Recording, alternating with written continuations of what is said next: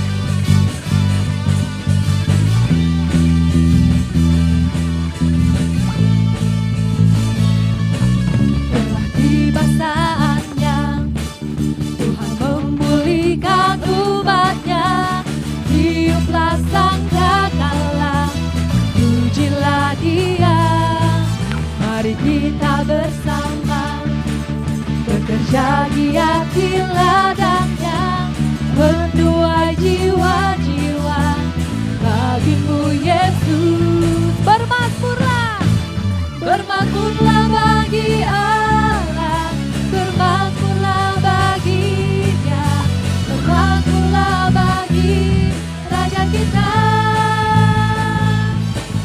Tuhan bebaskan umatnya dari belenggu dosa, dengan diiringi sorak-sorai. Bermakmurlah, bermakmurlah bagi Allah, bermakmurlah bagi Dia, bermakmurlah bagi Raja kita.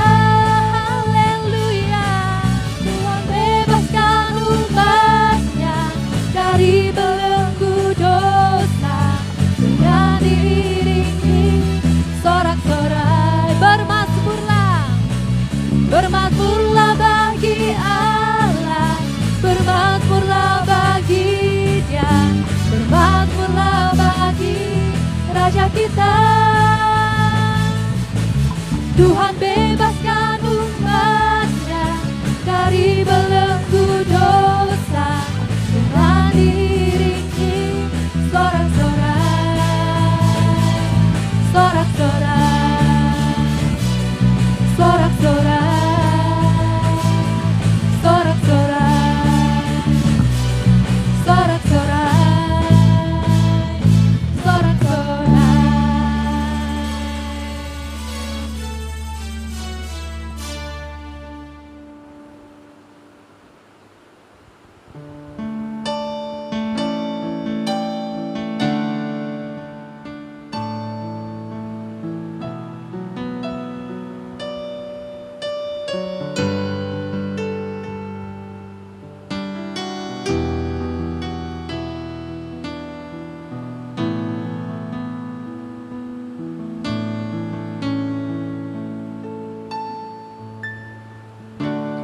Saat ku menyembahmu, Roh-Mu bekerja.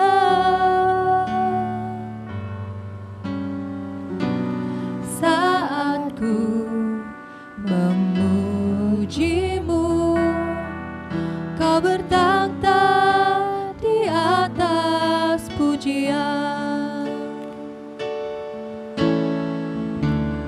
Saat ku menyembahmu, Roh-Mu bekerja. Saat ku memujimu, Kau bertakhta di atas pujian. Ku angkat hatiku,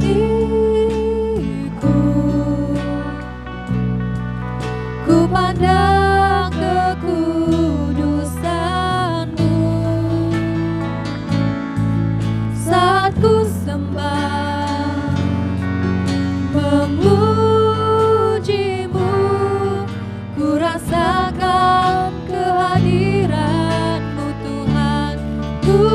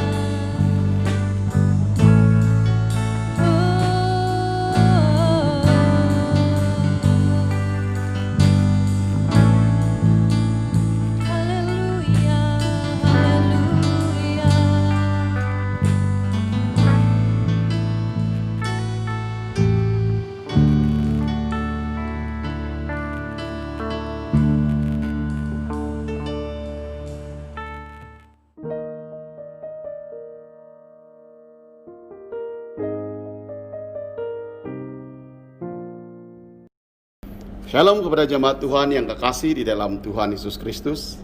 Puji Tuhan karena sampai sekarang kita masih berada dalam keadaan yang sehat, keadaan yang baik karena pimpinan dan berkat Tuhan. Sebelum kita melanjutkan pembelajaran firman Tuhan pada hari ini, mari kita berdoa, kita serahkan hidup kita kepada Tuhan di dalam pimpinan Tuhan. Mari kita berdoa dan saya pimpin dalam doa kedengaran. Tuhan adalah Bapa kami yang di dalam kerajaan surga, Allah yang kami sembah dan muliakan di dalam nama Tuhan kami Yesus Kristus. Pada hari ini Tuhan, kami mohon pimpinan daripada Engkau, daripada Roh Kudus yang memberikan kami pengetahuan tentang kebenaran firman-Mu, dan kami percaya bahwa Tuhan akan menyampaikan isi hati Tuhan kepada kami, apa yang Tuhan kehendaki untuk dibicarakan, untuk disampaikan kepada kami pada hari ini. Kami siap mendengar dan menerima firman-Mu. Kami ikhtiharkan pemberitaan firman-Mu pada hari ini di dalam nama Tuhan Yesus Kristus. Amin. Jemaat Tuhan yang kekasih di dalam Tuhan Yesus Kristus, pada hari ini saya ingin membawa kita melihat pelajaran firman Tuhan, perkongsian firman Tuhan yang bertajuk yaitu menghadapi masa sukar pada hari-hari terakhir, yaitu menghadapi masa sukar pada hari-hari terakhir. Untuk merungkai tema ini, saya ingin membawa kita melihat pembacaan firman Tuhan yang terdapat di dalam 2 Timotius pasal 3 ayat 1 hingga 9. Saya akan baca demikian. Keadaan manusia pada akhir zaman. Ketahuilah bahwa pada hari-hari terakhir akan datang masa yang sukar, manusia akan mencintai dirinya sendiri dan menjadi hamba uang. Mereka akan membual dan menyombongkan diri mereka dan menjadi pemfitnah. Mereka akan berontak terhadap orang tua dan tidak tahu berterima kasih, tidak memperdulikan agama, tidak tahu mengasihi, tidak tahu berdamai, suka menjelekkan orang, tidak dapat mengekang diri, garang, tidak suka yang baik, suka mengkhianat, tidak berpikir panjang, berlagak tahu, lebih menuruti hawa nafsu daripada menuruti Allah. Secara lahiriah mereka menjalankan ibadah mereka, tetapi pada hakikatnya mereka memungkiri kekuatannya. Jauhilah mereka itu, sebab di antara mereka terdapat orang-orang yang menyelundup ke rumah orang lain dan menjarat perempuan-perempuan lemah yang syarat dengan dosa dan dikuasai oleh berbagai nafsu, yang walaupun selalu ingin diajar, namun tidak pernah dapat mengenal kebenaran. Sama seperti Yanes dan Yambres menentang Musa, demikian juga mereka menentang kebenaran. Akal mereka bobrok dan iman mereka tidak tahan uji. Tetapi sudah pasti mereka tidak akan lebih maju, karena seperti dalam hal Yanis dan Yambres, kebodohan mereka pun akan nyata bagi semua orang.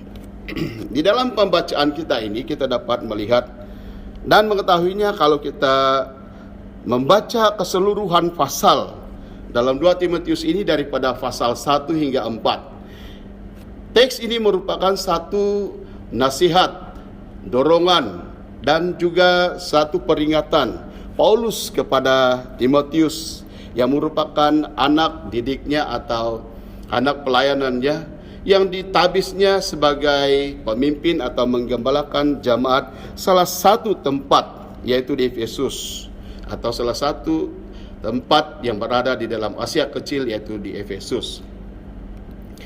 Paulus di sini memberikan dorongan kepada Timotius, yang pada mulanya dia melihat bahwa Timotius mulai ragu-ragu dan tidak berkeyakinan di dalam dirinya karena dia merasa dirinya masih muda dan berhadapan dengan berbagai tantangan. Paulus memberi nasihat kepada Timotius supaya dia tetap bertahan dalam memperjuangkan Injil, dalam memberitakan Injil dengan setia, walaupun banyak orang di antara mereka yang sudah meninggalkan Paulus, telah meninggalkan pengajaran yang telah Paulus berikan atau ajarkan kepada mereka. Dengan kata lain, mereka sudah meninggalkan Injil yang telah disampaikan dan diberitakan oleh Paulus kepada mereka. Nah, kemungkinan besar bahwa mereka meninggalkan Paulus karena mereka malu atau takut nanti mereka juga akan terbabit dianiaya seperti Paulus yang sedang di dalam penjara karena dianiaya oleh sebab Injil, oleh sebab pemberitaan Injil. Nah, inilah yang Paulus nasihatkan kepada Timotius dan juga memberikan dorongan kepada dia supaya dia tetap setia dan tetap bertahan di dalam iman, di dalam pelayanannya.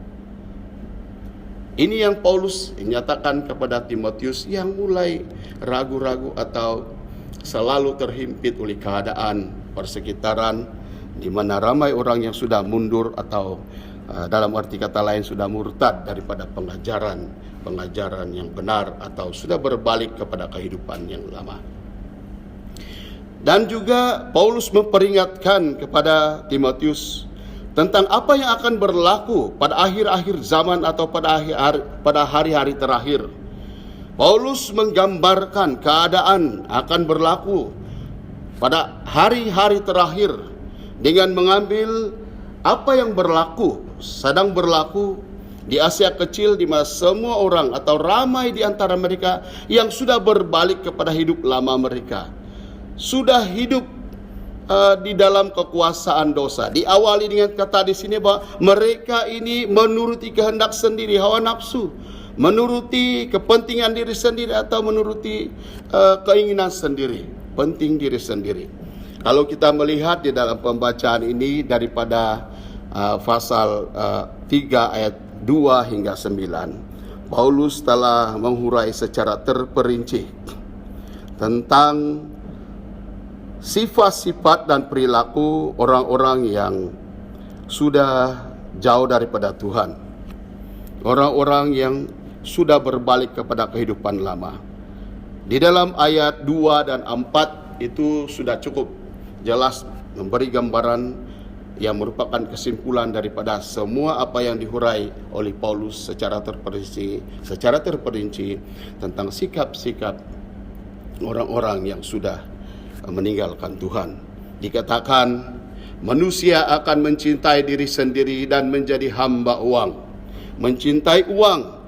Ramai orang akan mencintai uang pada waktu itu, pada waktu akhir-akhir, hari-hari terakhir. Dikatakan oleh Paulus di sini, karena mereka sudah dikuasai oleh pemikiran diri sendiri, kepentingan, mementingkan diri sendiri. Mereka lebih mementingkan uang daripada mementingkan Tuhan. Mereka akan menjadi pembual atau pembual. Orang-orang yang suka mengata kepada orang lain. Dalam masa sekarang itu diambil istilah sebagai membawang. Jadi atau sebagainya. Jadi suka membual hal-hal orang. Itu tidak akan mendatangkan berkat. Tapi sebaliknya akan menimbulkan banyak hal yang membuat orang lain terasa atau tersinggung. Dan itu akan menyebabkan perpecahan di dalam jemaat. Nah, inilah sikap orang yang tidak lagi mentaati Tuhan. Mereka dikuasai oleh keinginan sendiri, dikuasai oleh hawa nafsu. Mereka menuruti apa yang mereka rasa, apa yang mereka inginkan daripada menuruti keinginan Tuhan. Mereka akan menyombongkan diri, sombong. Mereka akan menjadi pemfitnah, suka menghina orang, suka memburuk-burukkan orang. Inilah sikap yang Paulus katakan orang yang sudah dikuasai oleh dosa. Tidak taat, orang yang memberontak terhadap orang tua. Akan terjadi satu saat, satu ketika pada hari-hari terakhir ini akan terjadi pemberontakan. Anak-anak memberontak kepada orang tua. Dan ini sudah melanggar tentang firman Tuhan, melanggar firman Tuhan yang mengatakan bahwa hormatilah ayah dan ibumu supaya panjang umurmu dan lanjut usiamu. Firman Tuhan katakan demikian, tetapi pada hari-hari terakhir nanti akan timbul semua hal yang seperti ini. Karena mereka suka akan kejahatan daripada suka akan kebaikan. Tidak memperdulikan agama. Artinya mereka beribadah tetapi munafik. Hati mereka tidak pada ibadah. Mereka hanya datang untuk sesuka hati. Sebenarnya mereka tidak beribadah kepada Tuhan, tetapi hanya datang untuk tujuan-tujuan tertentu. Kemungkinan kebiasaannya hanya datang untuk melihat kelemahan orang lain, melihat kelemahan apa yang berlaku di dalam gereja, melihat sesuatu kesempatan untuk bagaimana dia akan merosakkan atau bagaimana dia akan menghirit seseorang yang dia lihat di dalam gereja itu atau di dalam pertemuan ibadah itu kepada pengadilan. Mungkin dia akan datang ke ibadah atau dalam persekutuan karena ada tujuan tertentu dan bukan beribadah kepada Tuhan yang sungguh-sungguh. Hati mereka tidak suci, hati mereka tidak tertumpu kepada Tuhan, tidak tahu mengasihi, tidak tahu berdamai, suka menjelek, memburuk-burukkan orang lain, dan tidak dapat mengekang diri, garang dan tidak suka yang baik.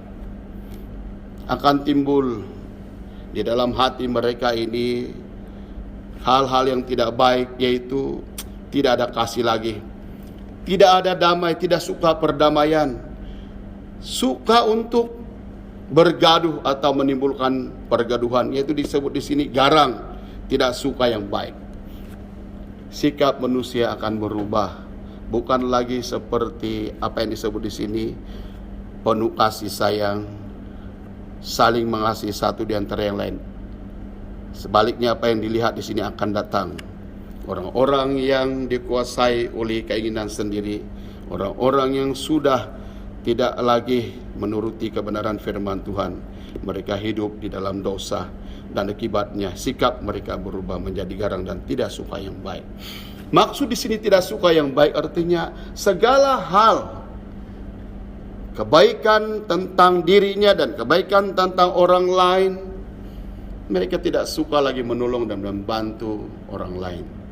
Mereka tidak suka yang baik yang dikatakan oleh firman Tuhan melalui kata-kata manis didengar.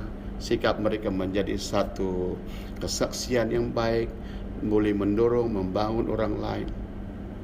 Sebaliknya mereka tidak suka hal-hal yang baik, yang keinginan mereka adalah yang jahat dan menimbulkan kejahatan. Itulah keinginan mereka. Suka mengkhianati atau suka mengkhianat, tidak berpikir panjang, berlagak tahu, artinya berlagak pandai, menuruti hawa nafsu daripada menuruti Allah, mencintai kesenangan sendiri lebih daripada mencintai Allah.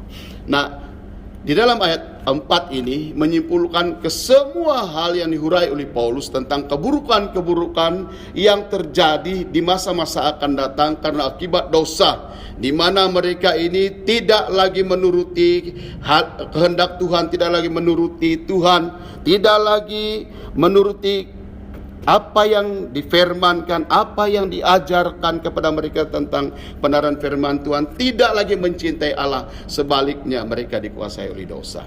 Nah, inilah yang disebut oleh Paulus keadaan-keadaan manusia di akhir zaman yang merupakan satu pergumulan, suatu yang disebutnya keadaan yang sukar, di mana kehidupan manusia berbalik kepada perbuatan-perbuatan yang dihasilkan oleh pelanggaran atau dihasilkan oleh dosa yang mereka ikuti daripada menuruti kebenaran firman Tuhan.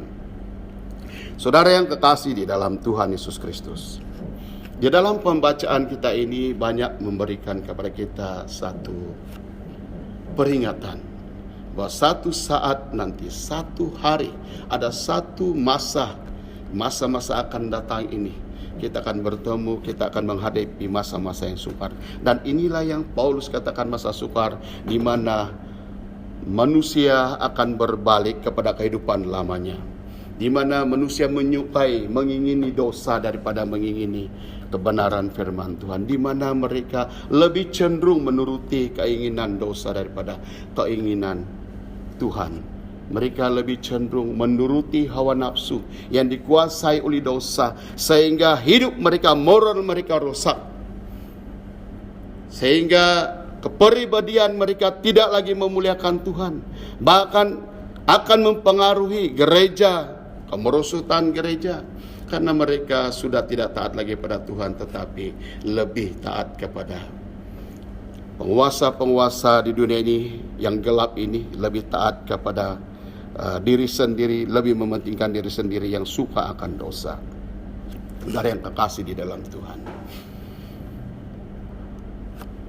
Di dalam pembacaan atau di dalam perenungan firman Tuhan, kita permusian firman Tuhan hari ini menyatakan bahwa menghadapi masa sukar hari-hari yang terakhir. Berbicara atau tema ini berbicara tentang hari-hari terakhir, yaitu masa sekarang dan masa di ambang hari yang mendatang.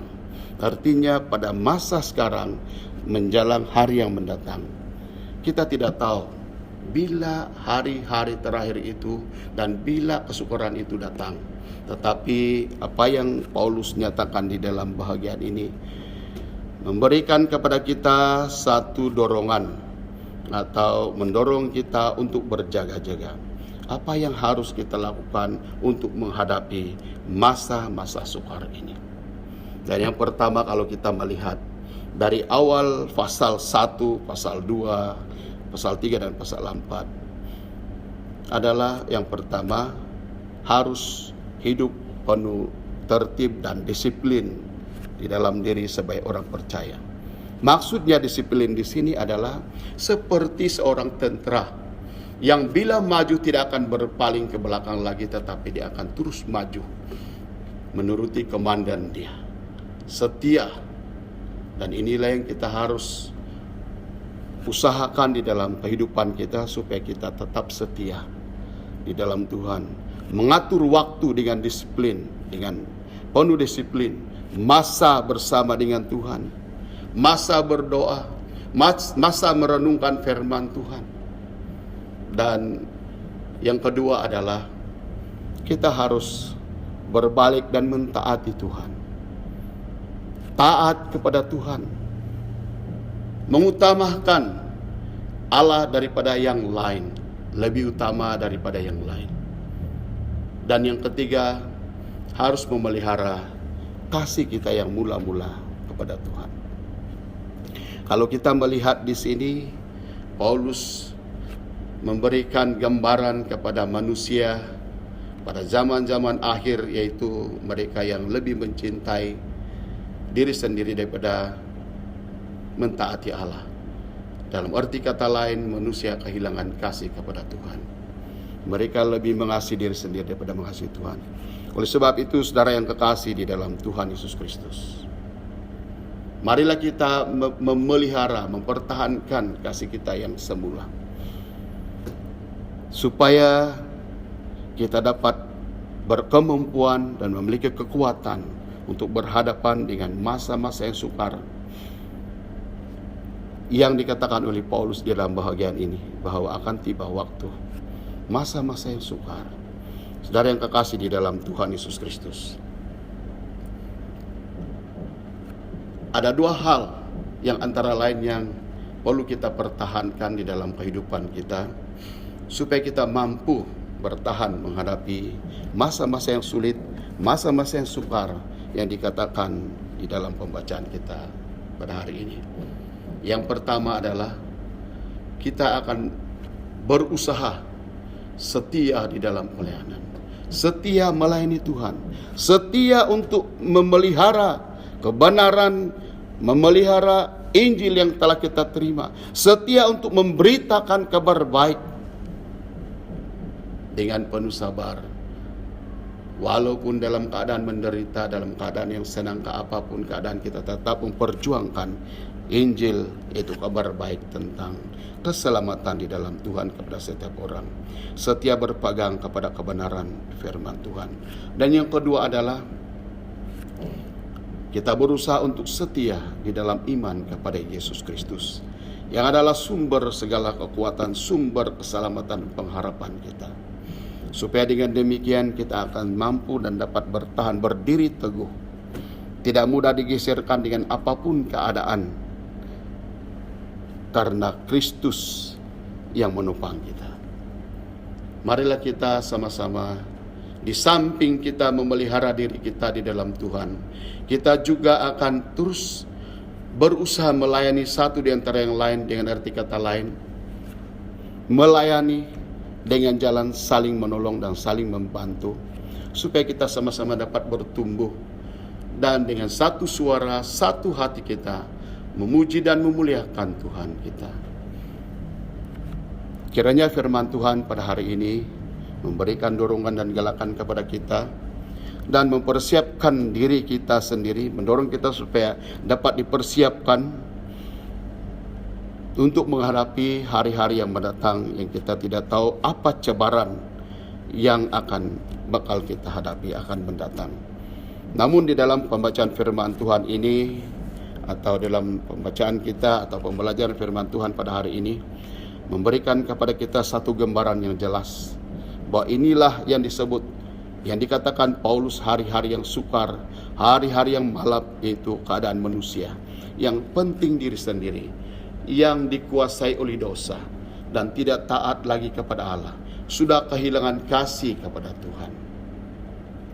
Jadi inilah yang harus kita usahakan, yaitu memelihara iman kita kepada Tuhan dan kesetiaan kita kepada Tuhan di dalam pelayanan Tuhan. Mari kita berdoa sebelum kita mengakhiri renungan firman Tuhan pada hari ini. Bapa kami yang di dalam surga, di dalam nama Tuhan Yesus Kristus, pada hari ini kami sudah belajar firman-Mu yang memberikan kami nasihat, teguran dan peringatan, supaya kami tidak sambil lewah dan tidak alpa pada kehidupan atau keadaan yang sedang kami lalui sekarang, supaya kami jangan merasa sangat selesa di dalam keadaan kami sekarang, sehingga kami lupa untuk mempersiapkan diri, lupa akan hidup kami, hubungan kami dengan Tuhan. Tuhan, terima kasih, kami memohon Roh Kudus-Mu yang akan memimpin kami, menuntun kehidupan kami supaya senantiasa menuruti kehendak Tuhan. Biarlah firman-Mu ini Tuhan yang telah kami belajar mengambil tempat di dalam hati kami, supaya setiap kami mendapat kekuatan dan mendapat berkat daripada pendengaran kami akan firman-Mu pada hari ini. Di dalam nama Tuhan Yesus Kristus kami sudah berdoa dan mengucap syukur. Amin.